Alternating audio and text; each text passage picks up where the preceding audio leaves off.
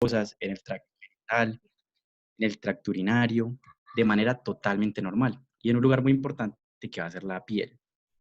La piel va a tener una influencia muy grande para la fisiología y en la inmunidad, porque lo que van a hacer esos microorganismos de la microbiota es conservarme la salud. Lo podemos evidenciar porque cuando vemos las barreras de protección natural en las primarias, nosotros vamos a encontrar la piel, pero la piel va a estar ahí no solo pues por sus características y estructura o porque nos delimita con el medio externo, sino también pues porque tiene ese factor protector que van a ser las bacterias. Pues a diferencia de lo que muchas personas creen que todas las bacterias son malas, pues nosotros estamos en la tarea de desmentir, porque en esta ocasión nosotros somos como un nicho de bacterias andantes y ellas nos están protegiendo. Sin embargo, cuando hay un desequilibrio entre esas bacterias, sí se pueden tornar patógenas. Este es un artículo que encontramos donde nos muestra de forma minuciosa los microorganismos que se encontraron en la microbiota vaginal.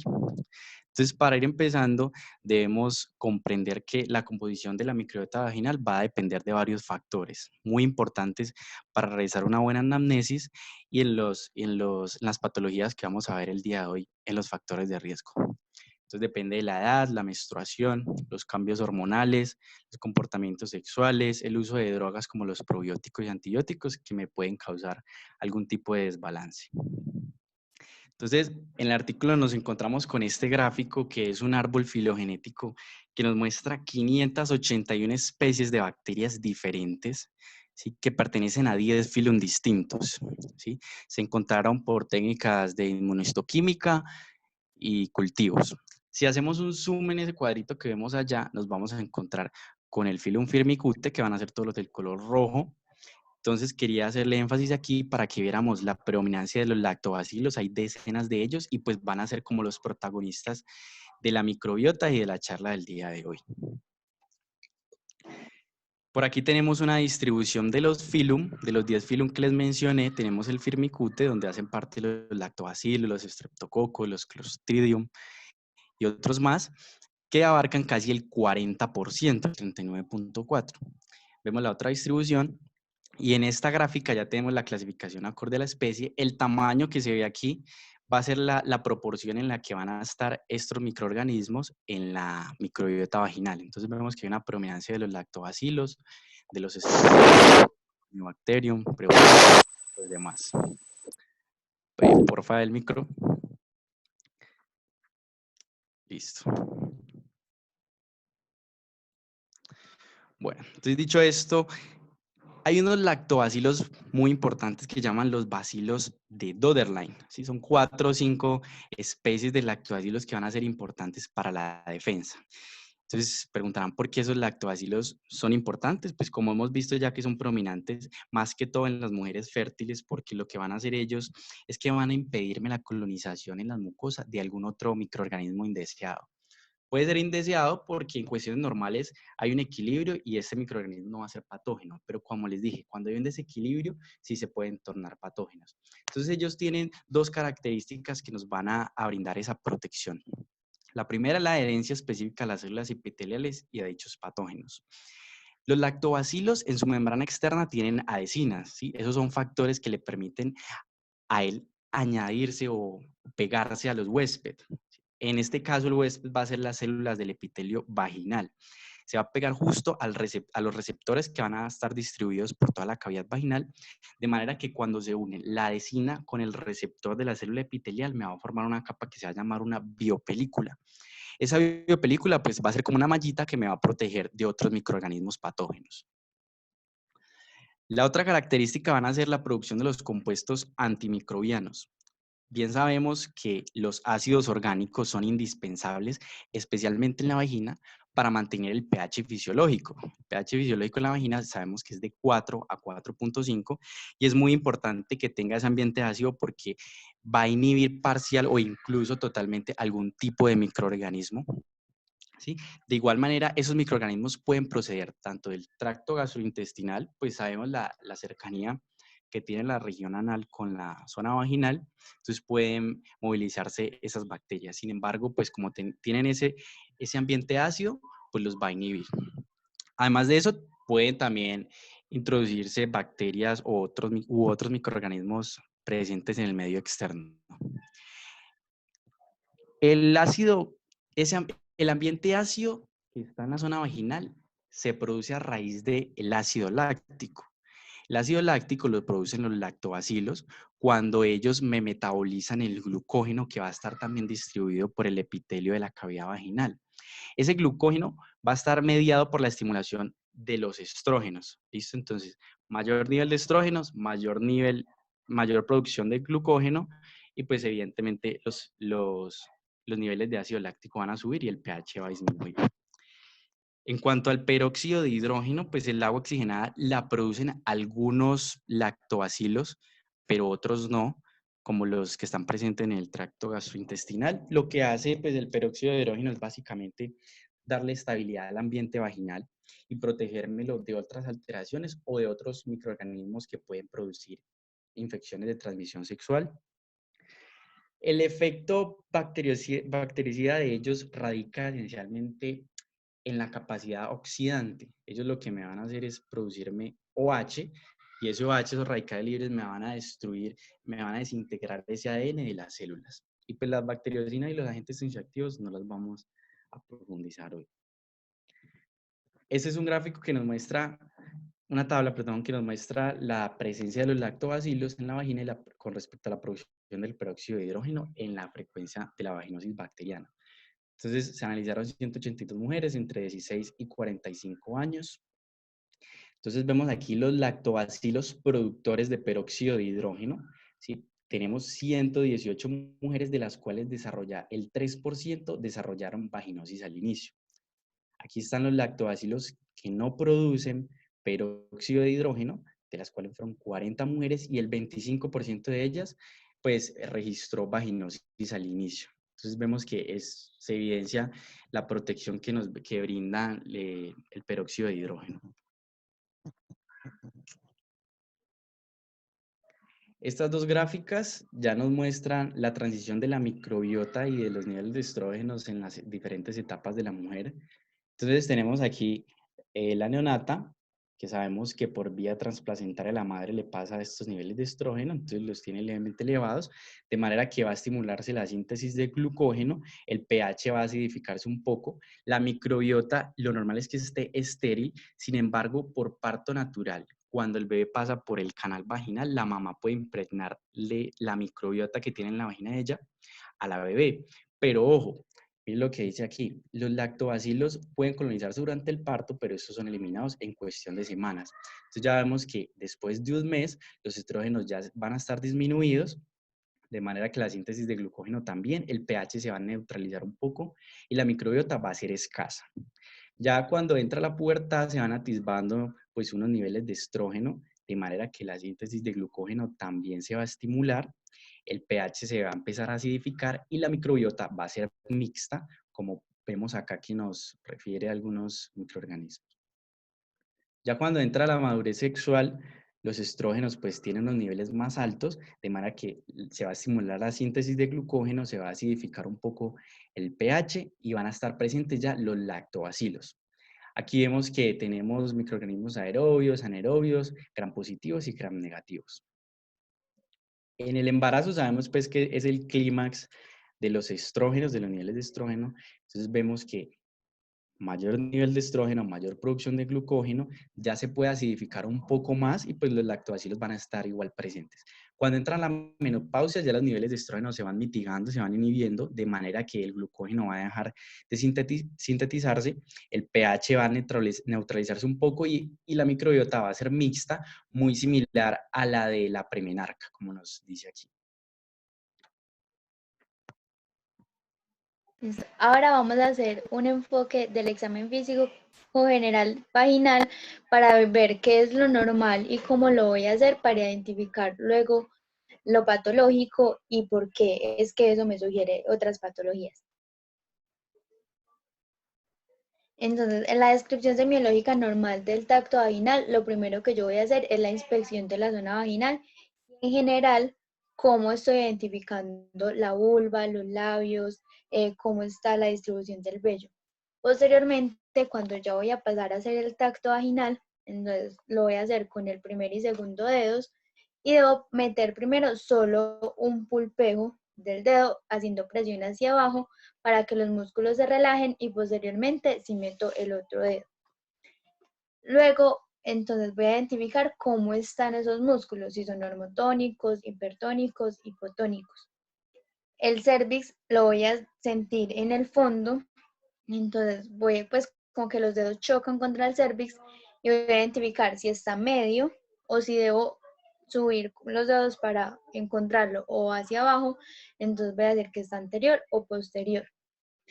Si la superficie es homogénea, o sea que no tiene pólipos, que no tiene algún quiste, que es si es de consistencia dura, si es blando, porque el blando me orienta más hacia una mujer en embarazo, si es friable o no friable, o sea que está inflamado, cómo está el orificio cervical, si está cerrado, permeable o dilatado, entonces en dilatación, al igualmente que la longitud van a cambiar en el momento del trabajo de parto. Si es doloroso o no a la movilización, porque como ya vamos a ver más adelante, eso me orienta hacia ciertas patologías. En la palpación bimanual, que es lo que estamos viendo en esta imagen, yo voy a hacer presión con los dedos que tengo dentro de la vagina hacia arriba y con la otra mano hago una presión hacia abajo en el hipogastrio intentando atrapar el útero y palparlo. Muchas veces pues no lo palpamos por el tamaño del útero que es muy pequeño y lo normal es que esto no sea doloroso. Igualmente me voy a ir hacia los anexos y los fondos de saco a los lados y voy a identificar si son dolorosos. Luego ya cuando voy a salir, voy a identificar cómo están las paredes vaginales, si están rugosas, si están lisas, si tienen de pronto fisuras. Y ya al sacar el guante, voy a observarlo muy bien para ver si tiene leucorrea y si la tiene. Y describo el color, la cantidad, el olor y si de pronto tiene salida de sangre.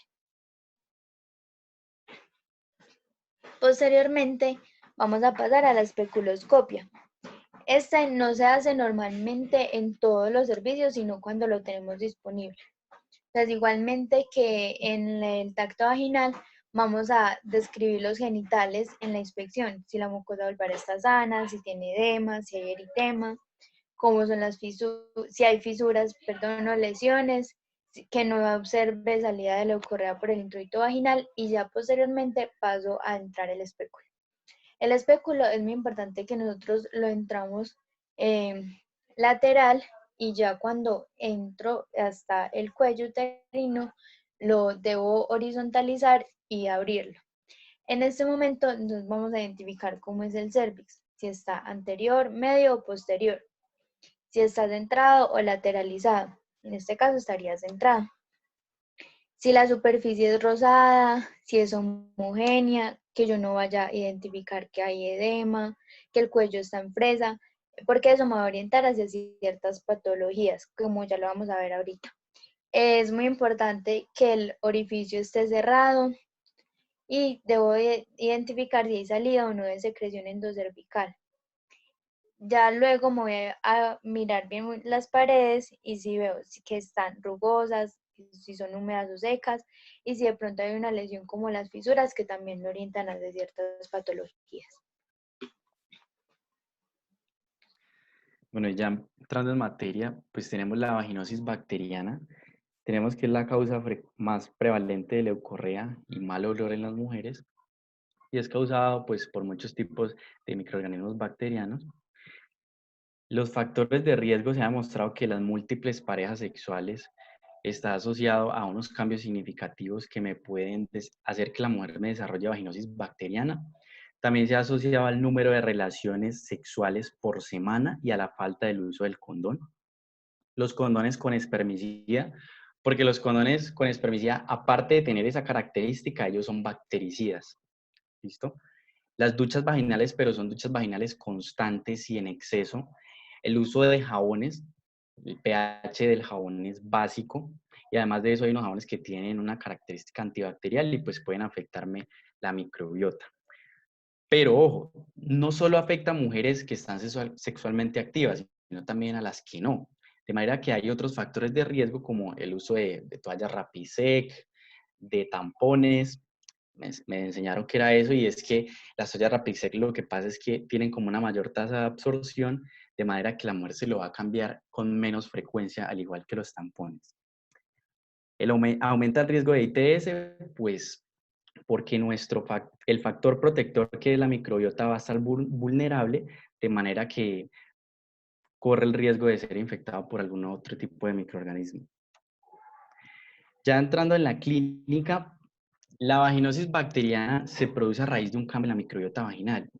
Y es básicamente que los niveles de lactobacilos, si la cantidad de lactobacilos va a disminuir, de manera que la producción de ácido láctico también va a disminuir, lo que hace que el pH se me aumente, ¿sí? Y esto va a ser vulnerable, pues, esa protección, de manera que le va a dar paso a otras bacterias que proliferen. En este caso pueden ser bacterias anaerobias, como Preotella y Mobilunculus, y la más común, que es Gardnerella vaginalis. También está Uroplasma y Mycoplasma. Aparte de eso, estas bacterias me van a producir aminas. Van a producir tres tipos de aminas. Está cadaverina, putrescina y la otra que no recuerdo el nombre, que le van a dar esa característica fundamental que va a ser el olor a pescado. ¿Listo? Entonces, disminución de lactobacilos, aumento del pH, producción de aminas y proliferación de bacterias de otro tipo. Entonces ya las características del flujo van a ser que va a tener un color blanco grisáceo, la consistencia puede ser homogénea o lisa, ¿sí? La cantidad va a ser escasa, el olor va a ser fétido y muy característico a pescado. No hay que limitarse pues a esta presentación clínica porque puede variar mucho. En cuanto al diagnóstico, nos vamos a guiar por los criterios de Hamsel. Son 4 y debemos tener al menos 3 para poder confirmarlo. Entonces, el primero es un flujo blanco grisáceo, que sea homogéneo y que cubre solamente la pared vaginal. Segundo es que encontremos al examen microscópico células guía o células clave o clue cells, como las quieran llamar o como la encuentren. Entonces, aquí tenemos una célula del epitelio vaginal común y corriente, rodeada de lactobacilos. Y aquí ya tenemos una célula guía rodeada pues por proliferación de Gardnerella. El pH vaginal va a estar por encima de 4.5 y el olor a pescado luego de adicionar el KOH al 10% que se hace con el test de amina. Se debe mandar un directo y un gram donde se van a encontrar cocos, bacilos gram variables.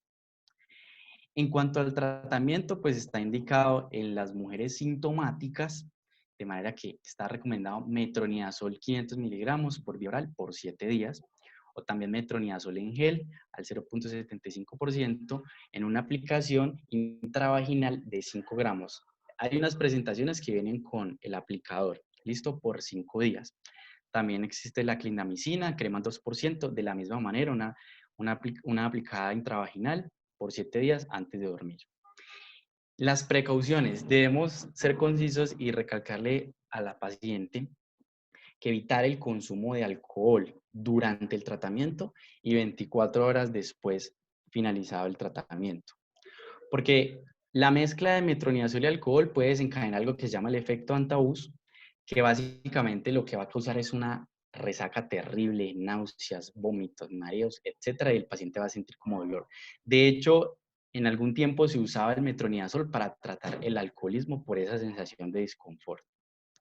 También recomendarle no tener relaciones sexuales durante el tratamiento o cambiar el método de planificación. En el caso de la clindamicina, pues porque debilita el látex del condón.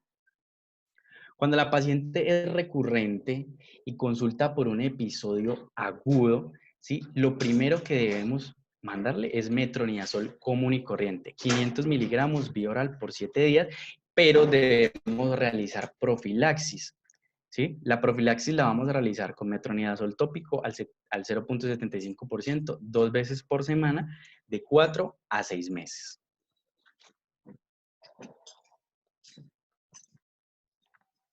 Listo. Entonces, la tricomoniasis ya es una infección de transmisión sexual que es causada por el protozoo Trichomona vaginalis. Es la ITS no viral más presente en Estados Unidos.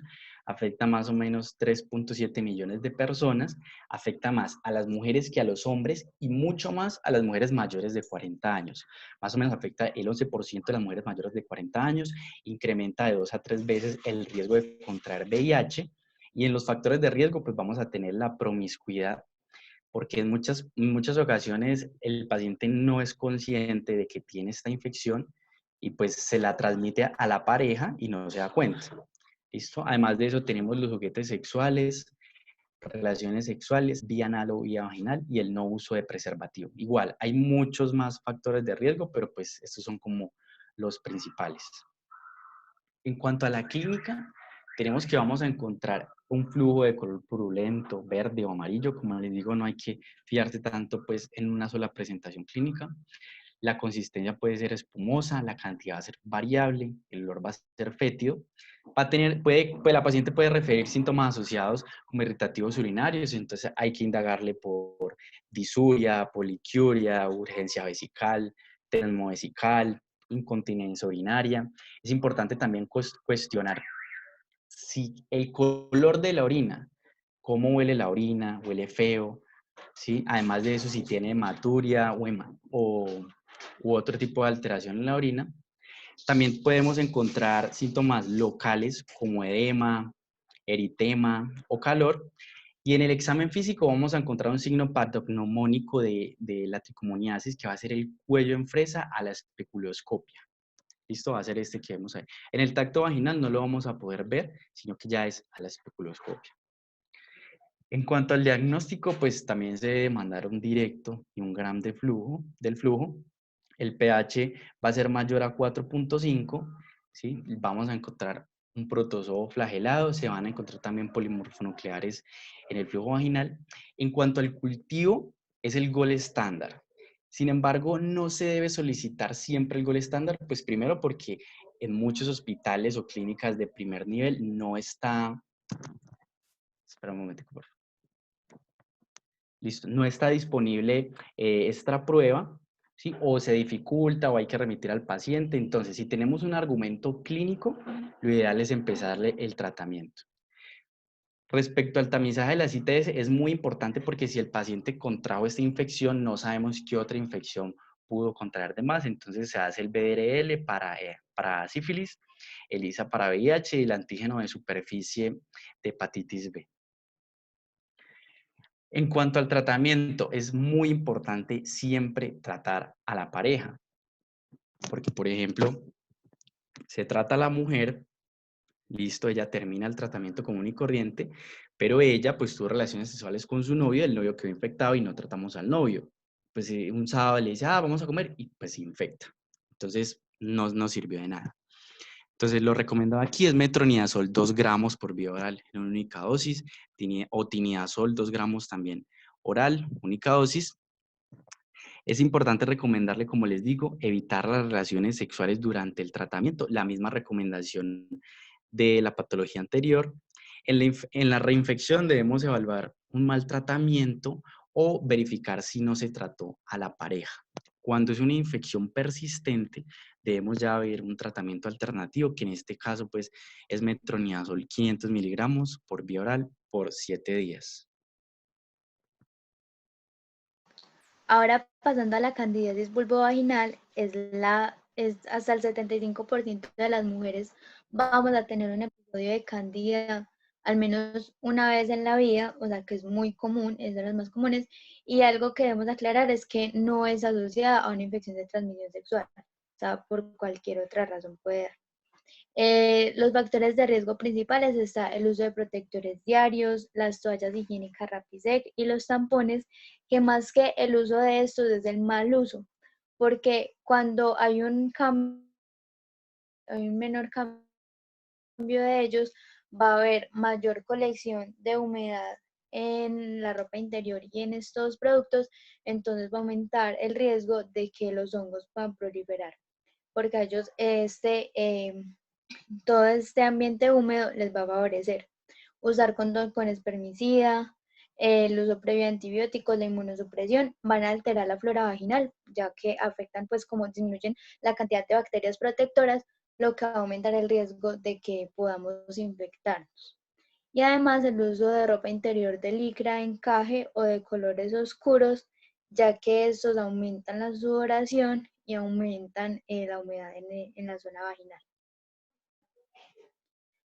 Ella se va a dividir en vulvovaginitis por cándida no complicada y complicada. Entre la no complicada encontramos la que es esporádica o infrecuente, que sea leve o moderada, ya vamos a mirar bien cómo la diferenciamos, si es por cándida albicans o si es en una mujer no inmunosuprimida.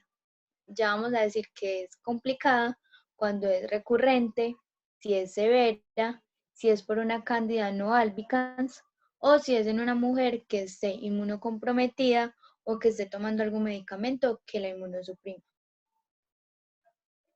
Para identificar la candidiasis no complicada, entonces las características del flujo van a ser iguales tanto para la complicada como para la no complicada, que va a ser de un color blanquecino, de una consistencia más bien como grumosa, como lo estamos viendo en la imagen, que lo describen como de queso cottage. Es de cantidad variable y es inodoro. Además, vamos a tener unos signos como lo son el edema vulvar, puede haber fisuras, pero para que sea leve deben ser pocas y puede haber escoriación por el rascado. Entre los síntomas asociados encontramos los síntomas irritativos urinarios como son la disuria, la poliuria, la urgencia. Pues en ellas siempre descartar de todas maneras que puedan tener una infección urinaria asociada y síntomas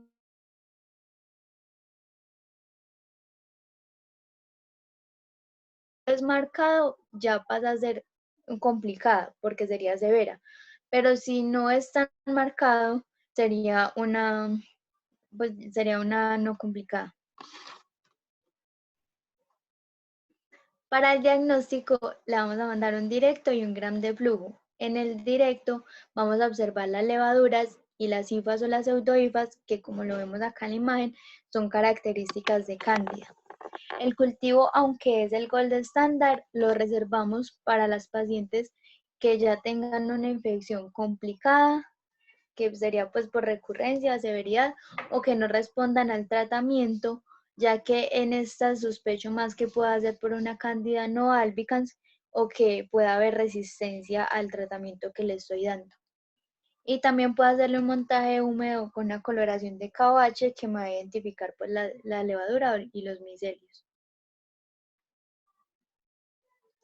Para el tratamiento, los medicamentos tópicos de corta duración son los más eficaces y en Colombia, pues el régimen más recomendado es el clotrimazol al 2% en crema, que él va a tener un supositorio intravaginal y con este se aplican 5 gramos diariamente durante 3 días y esto sería todas las noches. Además, tenemos como alternativa el fluconazol, que sería un tratamiento vía oral. Acá dice 150 miligramos, sin embargo en Colombia viene en una presentación de 200 miligramos y sería darle una tableta en dosis única para la cándida no complicada. En los azoles de aplicación tópica, o sea, todos esos medicamentos que vemos acá, son mucho más eficaces que la nistatina en la vulvovaginitis por cándida. Sin embargo, pues ya cuando es una candidiasis genital, por ejemplo, en los recién nacidos, pues cuando es por el pañal o cuando la vemos perioral, se recomienda pues la nistatina sin ningún problema.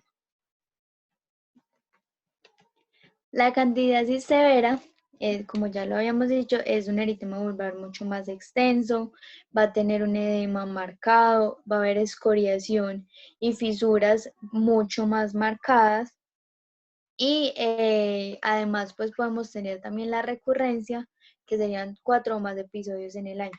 Para la severa, entonces el tratamiento serían ya de 7 a 14 días con el clotrimazol tópico al 2% o 200 miligramos de una tableta de fluconazol en 2 dosis orales separadas por 72 horas. Esto sería al día 1 y al día 4 de tratamiento. En la recurrente debemos primero identificar que la cándida, que pues yo sí la estoy tratando bien, y le debo hacer el cultivo para ver que de pronto no haya resistencia o que sea por una cándida no albicans. Cuando yo ya haya descartado esto, le voy a hacer, pues y que si es por candida albicans y que es sensible al tratamiento, le voy a hacer profilaxis para evitar como estas reinfecciones. Con fluconazol, 200 miligramos, una cápsula al día 1, al día 4 y al día 7, es decir, 3 dosis separadas por 72 horas.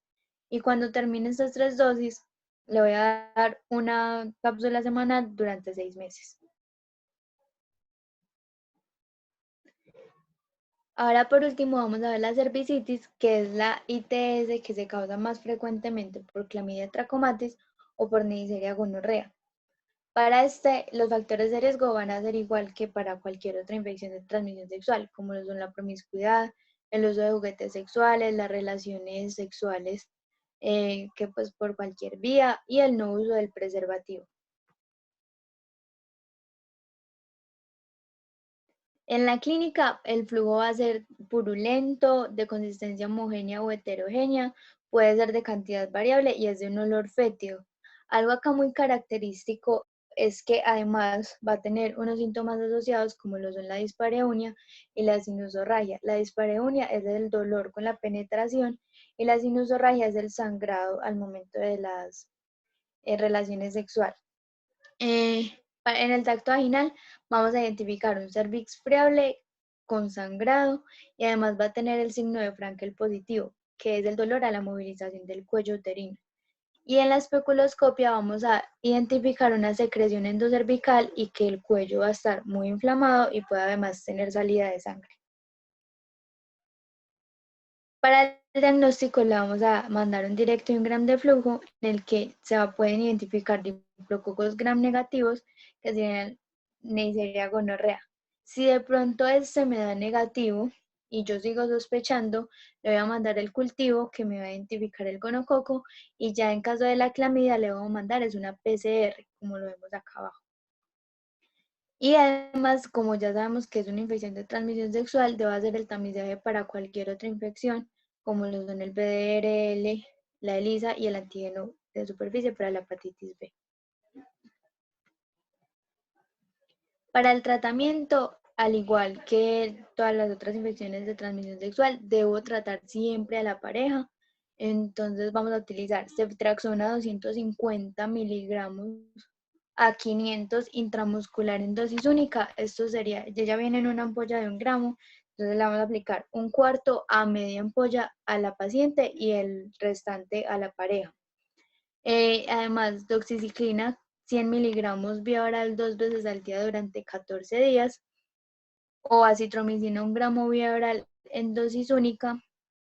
Y sí, estoy sospechando que además pueda tener tricomona, pero pues en ese momento pues no puedo identificar muy bien por la clínica y no tengo disponibles los exámenes, entonces le mando además metronidazol 500 miligramos vía oral 2 veces al día durante 14 días.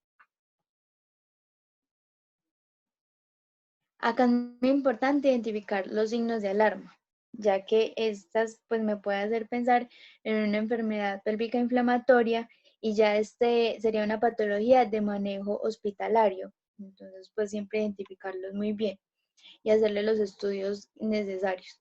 Entonces, si la paciente tiene un dolor pélvico abdominal y además yo le digo a la paciente que si tiene alguno de estos síntomas debe reconsultar.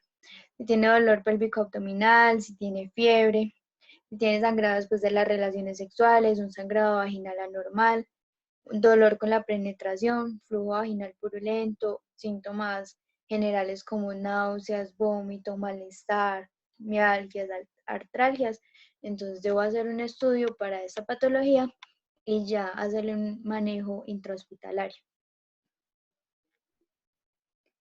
Pues además, pues como a esto, pues como ya eh, cosas que le podamos recomendar a la paciente para evitar las infecciones de transmisión sexual y pues cualquier otra infección vaginal, sería evitar la promiscuidad, lavar los juguetes sexuales, usar muy bien el preservativo, evitar pues o cambiarse muy bien los protectores diarios, las toallas higiénicas Rapid-Sec, los tampones, usar idealmente ropa interior de algodón y de colores claros y evitar las duchas vaginales. Listo, muchas gracias. Cualquier pregunta. Muchas gracias, muchachos. Muy bacano todo. Y pues acá ahí vayan poniendo las preguntas si tienen en el chat. Creo que acá hay algunas. Se las voy a leer, listo. Listo. Dice, para la candidiasis no severa, el tratamiento tópico y oral o solo con el tópico basta. Ok, acá ya vienen. Para la candidiasis no severa es suficiente con el tópico. Ok. ¿Tienen alguna otra pregunta?